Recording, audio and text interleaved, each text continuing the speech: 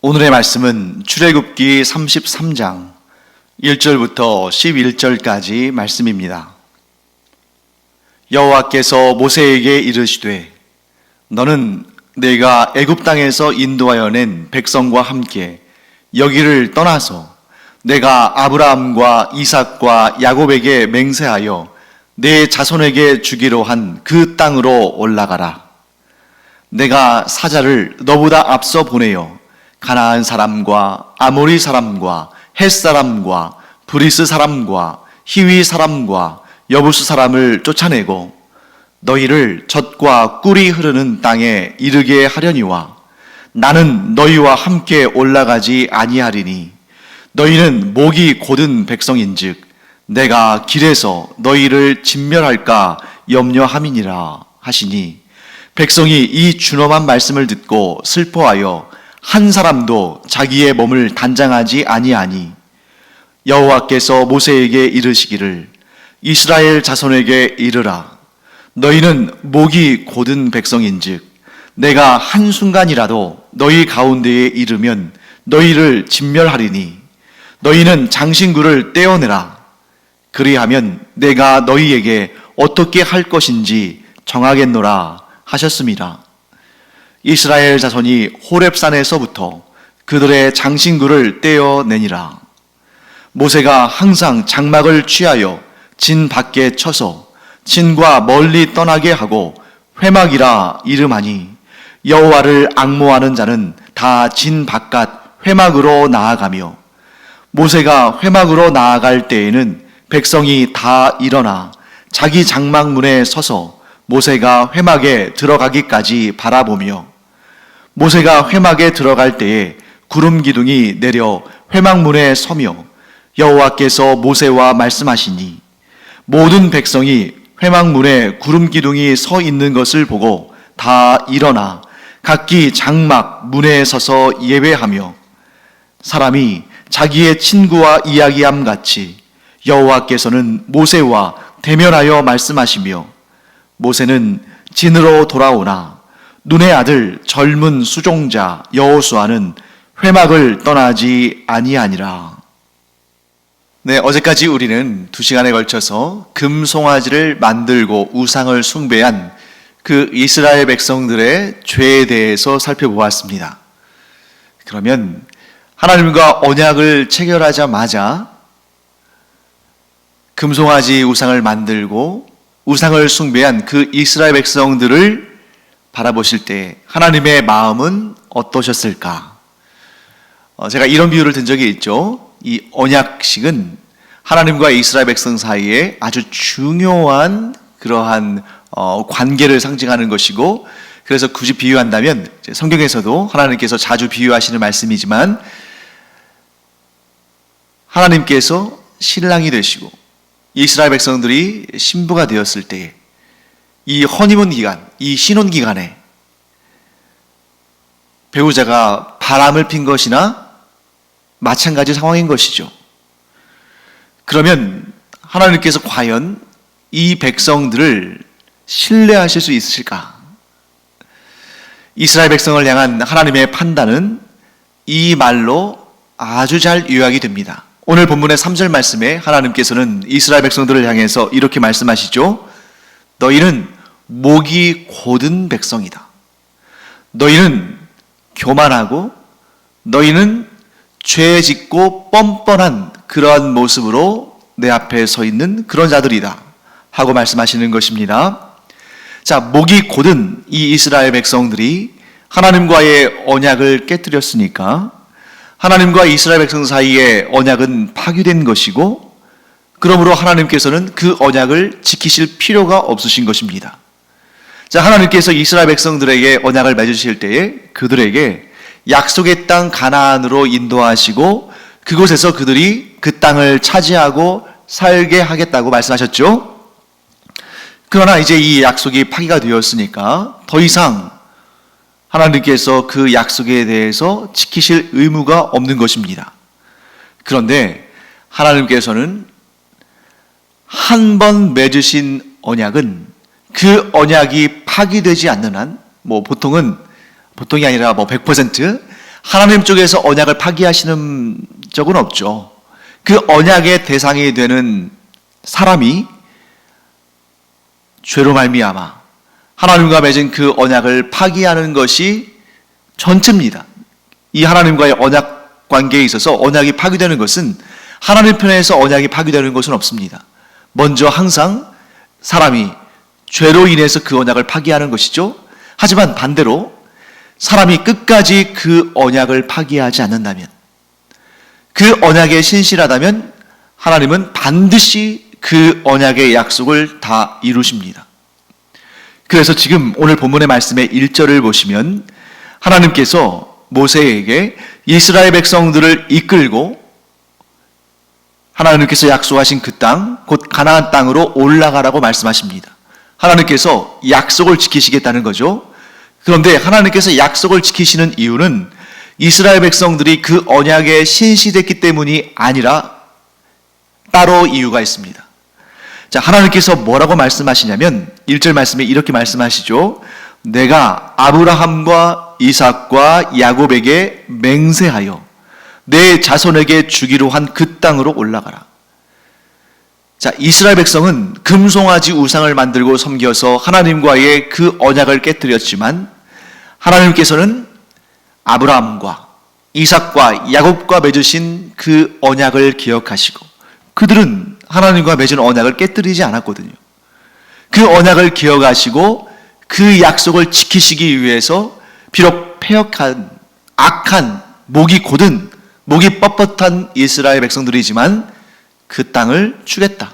심지어 하나님께서 나의 사자를 먼저 보내서 그 땅에 자리 잡고 있는 그 이방 족속들을 몰아내고 그 땅을 이스라엘 백성들에게 주겠다라고 말씀하십니다. 자, 그런데 모세는 청천벽력 같은 하나님의 말씀을 듣습니다. 하나님께서 뭐라고 하시냐면 내가 그 젖과 꿀이 흐르는 땅을 이스라엘 백성들에게 주겠다. 그런데 나는 너희와 함께 그 땅으로 올라가지는 않겠다 하고 말씀하십니다. 얼마나 청천벽력 같은 소리겠어요? 모세가 듣기에, 또한 이스라엘 백성들이 듣기에. 그 세계 최강 국가 이집트에서 이스라엘 백성들이 출애굽할 수 있었던 이유도, 그 메마른 광야를 걸어가면서도 목마르지 아니하고 굶지 아니하고 신발이 헤어지지도 아니하고 그들이 하루하루 살아갈 수 있었던 근거도, 또한 아말렉과 같이 악한 이방 족속이 그들을 쳤을 때도 그들을 물리쳐 주시고 이스라엘로 하여금 승리하게 하신 분은 바로 하나님 아니시겠습니까? 그런데 그들의 보호자가 되신, 그들의 인도자가 되시는 하나님께서 더 이상 이스라엘 백성들과 함께 가지 않으시겠다니 얼마나 이게 무서운 일입니까?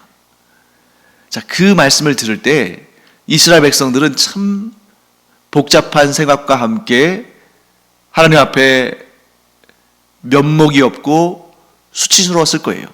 왜냐하면 우리가 앞에서 살펴본 것처럼 이스라엘 백성들은 뭐 물이 없으면 물이 없다, 고기가 없으면 고기가 없다, 뭐 이런저런 늘 불평과 원망으로 우리가 차라리 애굽 땅에 있을 때 거기서 죽었으면 좋았을 것을 막 이런 말을 너무 쉽게 하지 않았습니까? 그런데 이제 와서 하나님께서 내가 너희와 함께 올라가지 않겠다, 그 가나안 땅으로 너희를 인도하여 드리지 않고 그저 내가 사자를 보내서 너희로 하여금 그 땅에 들어가게 하겠다 하고 말씀하셨을 때에는 그들이 지금까지 하나님 앞에서 원망하고 불평했던 그 모든 일들이 얼마나 수치스럽게 여겨졌을까. 그런데 사실 하나님께서 이스라엘 백성들과 동행하지 않으시겠다고 말씀하신 이유는 이스라엘 백성들을 위한 것입니다. 왜냐하면 이스라엘 백성들이 지금 저지른 이 흉악한 죄, 곧 하나님과의 언약을 깨고 우상을 섬긴 이 죄를 앞으로 그렇게 하지 않을 거라는 보장이 없습니다. 아니, 100% 그렇게 또 죄를 지을 것입니다. 지금 이스라엘 백성들이야 뭐 하나님 앞에 이제 뭐 하나님을 하나님께 매달리면서 우리가 다시는 죄를 짓지 않겠다 막 그렇게 울며 불며 매달리겠지만, 그들에게는 지금 미래가 경험되지 않은 일이지만 우리 곧 지금 이 본문으로부터 3500년 후를 살아가는 우리의 입장에서는 이들의 역사는 이미 다 과거, 이미 이루어진 일들 아닙니까? 우리가 이 성경을 통해서 명확히 알지 않습니까? 이스라엘 백성들이 그 후로도 계속해서 하나님 앞에 범죄하고 하나님 말씀대로 목이 곧고 뻣뻣하고 죄를 짓고 또 하나님의 매를 맞은 다음에 또 회개한 다음에 그리고 또다시 죄를 짓고 하는 그런 일들을 반복하는 것을 우리가 알죠.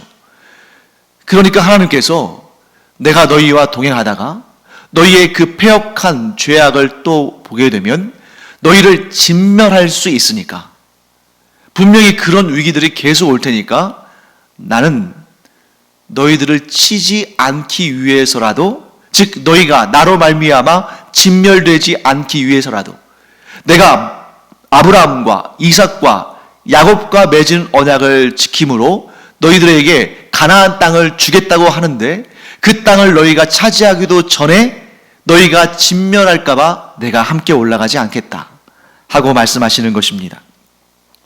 자, 이 말씀을 들은 모세, 그리고 모세뿐만 아니라 이 말씀을 전해 들은 모든 이스라엘 백성들은 슬퍼하며 한 사람도 자기의 몸을 단장하지 않았습니다.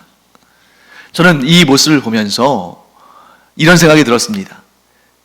100가지의 일이 있다면 이스라엘 백성들에게는 99가지의 악하고 그릇되고 잘못되고 한 그런 모습들이 있다면 딱 한 가지 좋은 부분이 있는데, 딱 한 가지 내세울 만한 일이 있는데, 그게 뭐냐면 회개할 때는 회개한다는 것입니다. 지금 하나님께서 너희를 위해서, 너희를 진멸하지 않기 위해서 내가 너희와 함께 가지 않겠다 했을 때, 그렇게 되면 이스라엘 백성들은 얼마나 그 한 걸음 한 걸음이 두렵고 무섭고 절망스럽겠습니까? 그러니까 이런 최악의 상황 앞에서 이스라엘 백성들이 자기의 몸을 단장하지 않으면서 하나님 앞에 겸비하고 회개한 것입니다. 아마 어떤 사람은 죄를 뒤집어 섰을 것이고, 또 어떤 사람은 거친 베옷을 입고 땅에 엎드렸을 것이고, 또 그 몸에 있는 모든 장신구를 떼어내고 자기 몸을 가꾸지 아니하고 그렇게 겸비한 몸과 마음으로 하나님 앞에 나아가서 엎드린 것이죠. 자, 이 모습을 지켜보신 하나님께서는, 자비와 은총과 긍휼이 무한하신 하나님께서는 그들이 회개할 때, 그들이 잘못을 뉘우칠 때, 물론 앞으로 어떻게 된다는 것을 하나님 아시지만, 그러나 이스라엘 백성들에게 한 번 더 기회를 주십니다. 하나님께서는 이 이스라엘 백성들에게 몸에서 장신구를 떼어내라, 즉 너희가 참으로 진정으로 진실로 겸비한 몸과 마음으로 내 앞에 나오라. 그러면 그 후에 내가 너희를 향해 어떻게 할 것인지를 정하겠다 하고 말씀하십니다. 장신구를 떼어내는 것, 무엇을 의미합니까? 겸비함입니다. 내 죄를 인정하고 오직 하나님만을 의지하겠노라는 그 마음의 절실한 표현이 바로 장신구를 떼어놓는 것으로 표현되어지는 것입니다. 이들이 장신구를 떼고 겸비하고 애통하고 회개하면서 이 깨어진 관계, 곧 하나님과 깨어진 관계가 회복되기를 간구하는 것입니다. 사랑하는 성도 여러분, 우리도 우리에게서 떼어낼 장신구가 무엇인지를 늘 돌아봐야 됩니다. 나를 영광스럽게 하는 것, 나를 화려하게 하는 것, 나를 내세우는 것, 내가 나의 삶의 주인 자리에 앉아서 내 삶을 즐기고자 하는 것, 죄와 벗삼는 것, 죄와 벗삼고 살면서 하나님을 찾지 않는 것, 이런 삶으로부터 우리가 그런 우리를 미혹하고 시험하고 우리를 하나님께 집중시키지 못하게 하는 그런 장신구들을 하나님과의 관계를 멀게 하고 하나님과의 관계를 끊게 만드는 그러한 장신구들, 세상적으로 보면 너무 탐스럽고 너무 좋아 보이고 정말 그것을 갖기를 소망하게 만드는 그런 보암직도 하고 먹음직도 한 그런 장신구들에 현혹되어서는 하나님과의 관계가 멀어질 수밖에 없다는 것이죠. 이런 영적인 질서가 무너지는 것입니다. 우리 안에 그런 장신구가 혹 무엇이 있는지, 우리가 그것을 떼어놓고 오직 하나님만 향하며 하나님께만 간절한 그 장신구를 덕지덕지 몸에 붙이고 그것으로 인해서 즐거워하고 거기에 마음을 뺏기고 하나님을 바라보는 눈을 돌려 장신구만 바라보는 그런 인생이 아니라, 그렇게 한눈을 팔게 하는 모든 장신구들을 떼어버리고 하나님께 집중하고 하나님께 마음을 두고 하나님만 벗삼고 살아가는, 하나님만 섬기며 살아가는, 하나님께 집중하는 우리가 되기를 간절히 축원합니다. 하나님은 우리에게 완벽함을 요구하지 않으십니다. 우리가 완벽한 의인으로 이 세상을 살 수 없다는 사실 누구보다 하나님께서 잘 아십니다. 그렇다면 하나님은 우리가 이 세상을 살아갈 때에 어떻게 살기를 원하시는가? 곧 우리에게 하나님께서 요구하시는 것은 무엇인가? 이것입니다. 장신구를 떼어내고 겸비하라. 그리고 나와 깊고 친밀한 관계 속에 이 세상에서 패역하고 죄 가운데 살 것이 아니라 거룩한 삶을 살며 하나님의 인도하심에 순종하며 살아라. 죄짓지 아니하고 거룩한 삶을 살아라. 이것이 바로 하나님께서 원하시는 것입니다. 죄를 지을 수밖에 없는 이 세상에서, 또한 여전히 죄성을 가지고 매 순간마다 사탄의 시험에 놓여있는 우리가 완벽할 수는 없지만, 이와 같이 죄를 지은 다음엔 반드시 어떻게 반응하냐가 중요하다는 것을 우리가 알죠. 겸비하고 회개하고 할 수 있다면, 우리의 영적인 상태가 더욱 무르익고 성장한다면 죄의 유혹이 올 때에 그 죄의 결과가 무엇인지를 분명히 깨달음으로 죄와 벗삼지 아니하고 하나님과 동행하는 우리가 되기를 간절히 축원합니다. 아담과 하와는 죄를 지은 다음에 어떻게 했습니까? 하나님의 낯을 피해 숨었습니다. 바로 이것이 죄의 DNA입니다. 모든 인류는, 아담과 하와 사이에서 태어난 모든 인류는 이 죄의 DNA, 죄성의 DNA를 가지고 있기 때문에 죄를 지으면 하나님으로부터 멀어집니다.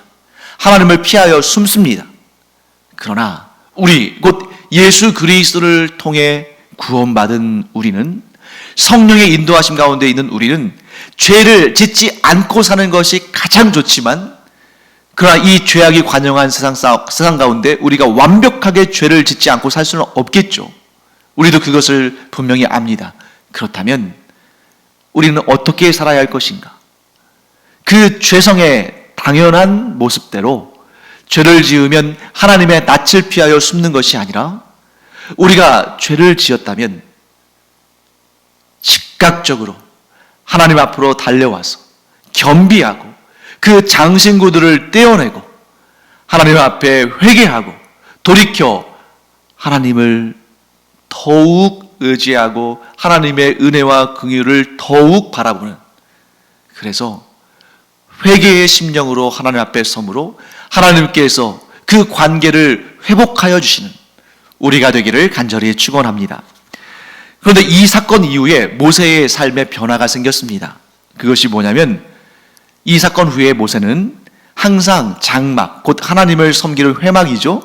이 회막을 이스라엘 백성들이 모여있는 그 진으로부터 떨어져 나와서, 바깥으로 나와서 그 이스라엘 백성들이 거하는 진과 멀리 떨어진 곳에 회막을 치고 하나님을 섬겼습니다. 그러자 여호와를 앙망하는 자들은 다 그 진에서 나와서 이 바깥쪽에 있는 회막에 모여서 하나님을 섬겼습니다. 자, 모세가 이렇게 진 바깥에 멀찍이 회막을 친 이유는 무엇일까요? 그가 하나님의 말씀을 기억하고 있기 때문입니다. 모세가 하나님의 말씀을 기억하고 있다는 것이죠. 어떤 말씀입니까?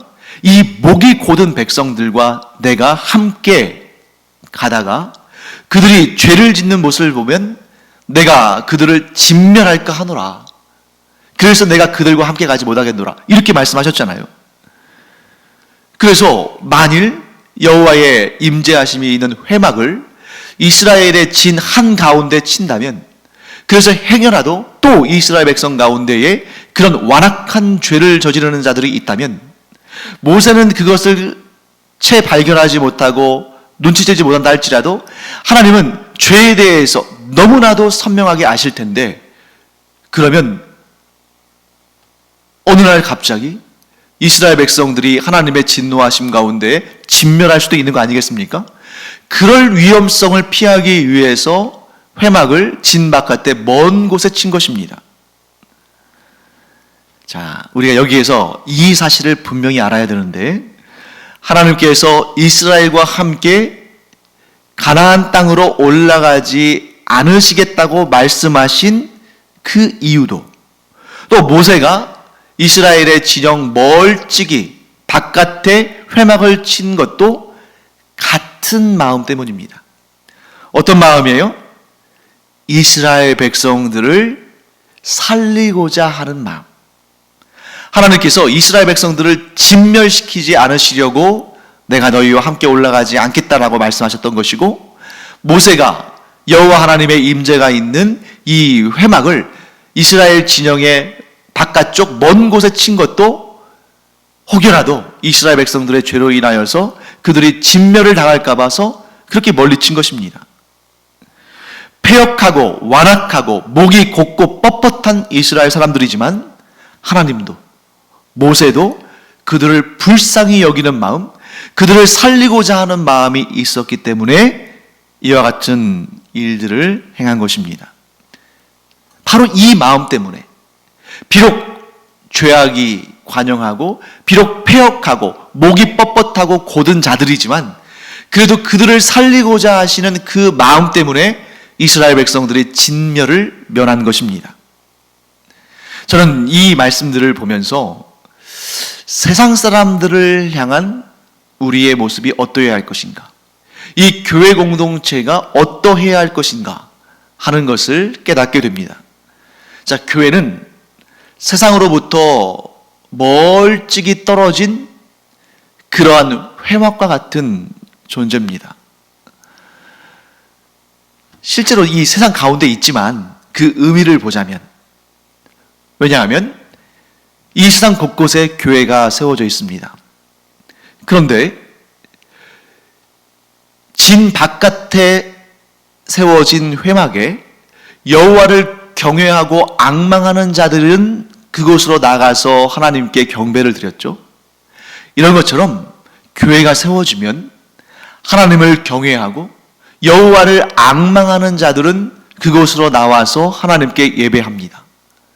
하지만 하나님을 섬기지 않는 자들, 여전히 그 죄 문제가 해결되지 않은 자들, 예수 그리스도를 구주 영접하지 않은 자들, 성령의 임재하심이 없는 자들은 결코 그 교회로 나오려고 하지 않습니다. 하지만 모세가 회막을 그 진 바깥에 친 이유도, 또한 하나님께서 이스라엘 백성들과 함께 올라가지 않으시겠다고 말씀하셨던 그 이유도 공통적으로 그 죄악 가운데 있는 그 악한 자들을 살리고자 하신 것이죠. 그렇기 때문에 우리는 비록 세상 사람들이 교회를 향해서 비난하고 모욕하고 조롱하고 우리가 전하는 복음에 귀를 기울이지 않고, 귀를 기울이지 않는 것 정도가 아니라 공격하고, 이렇게 교회를 향해서, 그리스도인들을 향해서 완악하게 반응한다 할지라도 우리의 마음은 하나님의 마음을 담고 우리의 마음은 모세의 마음을 닮아야 됩니다. 그래서 그 죄악 가운데 있는 자들이 하나님의 진노에 놓이는 것이 아니라 회개하고 돌이켜서 하나님의 구원을 얻게 되기를, 그래서 그들도 여호와를 앙망하는 자들이 회막에 나와서 하나님을 섬긴 것처럼 저들도 우리와 같이 여호와 하나님을 앙망하고 하나님을 사랑하고, 그래서 교회에 나와서 우리와 함께 예배하고 구원의 백성, 구원의 공동체를 이루기를 우리는 갈망하고 기도하고 힘을 내서 복음을 전해야 되는 것입니다. 자, 모세는 하나님과의 만남 후에 진으로 돌아왔습니다. 왜냐하면 아직 어리석고 아직 완악한 그 이스라엘 백성들에게 하나님의 뜻을 따라 그들을 지도하고 그들을 가르치고 그들을 인도해야 했기 때문입니다. 그들이 죄를 지었지만, 그들이 완악한 마음을 가지고 있지만 그럴수록 더 그들에게는 모세가 필요한 것입니다. 모세는 그들이 죄악 가운데 있어서 미울 수도 있겠지만 그 마음을 가라앉히고 그들을 불쌍히 여기고 더욱 그들이 하나님을 경외하는 자들이 되도록 가르치고 이끌어야 되는 것입니다. 그런데 모세의 시종인 눈의 아들 여호수아는 회막을 떠나지 않았습니다. 모세를 수행하는 사람인데 모세는 회막에 있다가 이스라엘 진영에 돌아와서 이스라엘 백성들을 지도하고 이끌었는데 눈의 아들 여호수아는 계속해서 그 회막에 남아 있었습니다. 우리는 이 짧은 서술을 통해서 굉장히 중요한 사실을 알게 되죠. 장차 하나님께서 이 회막을 떠나지 않는 사람, 이 젊은 사람 여호수아를 이스라엘의 지도자로 삼으셔서 가나안 땅을 차지하는, 가나안 땅을 정복하는 그 약속의 땅을 기업으로 받는 그 일을 그를 통해 이루실 것이라는 것을 우리가 알게 되는 거죠. 사랑하는 성도 여러분, 오늘 이 본문을 통해서 우리가 두 가지 사실을 알아야 됩니다. 그것은 뭐냐면 우리가 할 수 있는 최고의 준비, 우리가 할 수 있는 가장 위대한 준비는 첫째, 하나님 앞에 겸비하고 죄 가운데 머물러 있지 않고 회개하고 하나님 앞으로 나아오는 것이며, 둘째, 눈의 아들 여호수아가 회막을 떠나지 않은 것처럼 항상 하나님을 떠나지 않고 하나님의 그 인도하심과 하나님의 성장시켜 주심과 하나님의 그 거룩한 가르치심 아래, 그 안에 머물러 있는 것, 이 두 가지가 가장 위대한 존재다. 이런 사람을 하나님은 반드시 위대하게 사용하신다. 마지막으로 다시 한번 정리하겠습니다. 우리가 하나님께서 위대하게 사용하시는 하나님의 사람들이 되기 위해서라면 우리는 가장 위대한 준비 두 가지로 준비되어 있어야 한다. 첫째, 겸비하고 죄를 멀리하고 죄를 지었다면 그 죄를 회개함으로 하나님께 나아오는 것. 그리고 둘째, 회막을 떠나지 않은 여호수아처럼 항상 하나님을 가까이 하고 언제나 하나님의 그 은혜 가운데 머물며 하나님의 인도하심에 순종하는 삶. 그 사람은 세상 사람들이 아무리 무시하고 비난하고 조롱하고 공격한다 할지라도 이렇게 준비된 가장 위대한 준비를 하고 있는 자를 하나님은 가만 놔두시지 않으신다. 반드시 그를 통해 하나님의 가장 위대한 역사를 이루신다. 이 사실을 우리가 꼭 깨닫고 가장 위대한 준비를 해나가는 우리 모두가 되기를 간절히 축원합니다. 기도하겠습니다. 하나님, 주님의 은혜를 감사드립니다. 저희가 이 가장 위대한 준비, 하나님께서 저희를 들어서시기까지 잘 준비되어지는 주의 종들 되게 하여 주시옵소서. 감사드리며 예수님의 이름으로 축복하며 기도합니다. 아멘.